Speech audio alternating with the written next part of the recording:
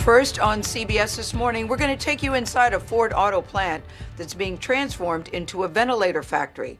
Now, this is all part of the effort to boost the nation's supply of ventilators by this summer before a potential second wave of the virus. Kris Van Cleave visited the factory. It's in Michigan, a state where there are more than 15,000 reported coronavirus cases. But keep this in mind, undertesting and underreporting remain a big issue nationwide. This is a first look inside the Ford Rossonville plant in Michigan as it's converted from making car parts to making life-saving ventilators.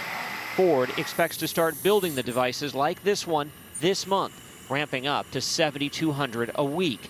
They've promised to deliver 50,000 by July 4th.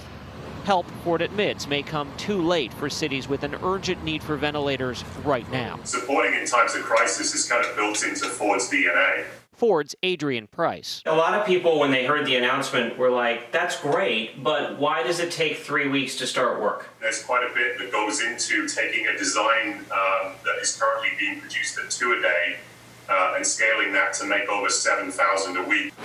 We're used to building big automotive products, and scaling to produce something like a small ventilator requires different sourcing of components and different capability.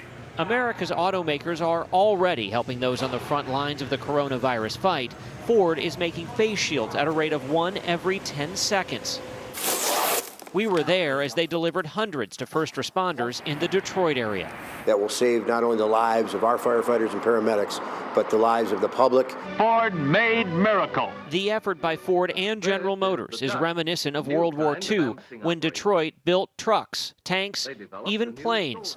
The plant where Ford will assemble ventilators is just down the road from the airfield where Ford once built B-24 bombers.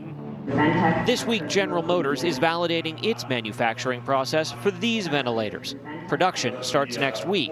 Hundreds of employees will be back at work and will need to be kept healthy. Dr. Jeffrey Hess is GM's medical director. What's the biggest challenge to running something like a factory while battling coronavirus? The biggest challenge, number one, is making employees feel comfortable coming back to work. Because right now they're in their homes. It's a safe environment. They can control it. Maintain 6 feet between individuals. This could be a new normal for American workers. Temperature checks at the door, mandatory mask wearing, and workstations at least 6 feet apart. Those stations will be disinfected before and after each shift. Measures aimed at protecting those who are building devices to help heal an ailing nation. We have to do this. This is vitally important to the American people and those who are sick.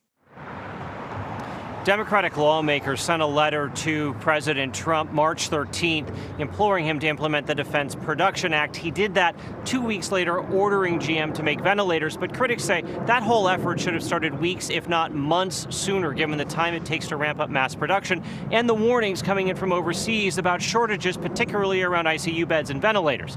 Now, starting next week, hundreds, if not thousands, of these ventilators will be rolling off the line, first at GM, then at Ford, with a goal of about 17,000 a week by May. Gail? All right, Kris, another good example of companies stepping up. Thank you very much.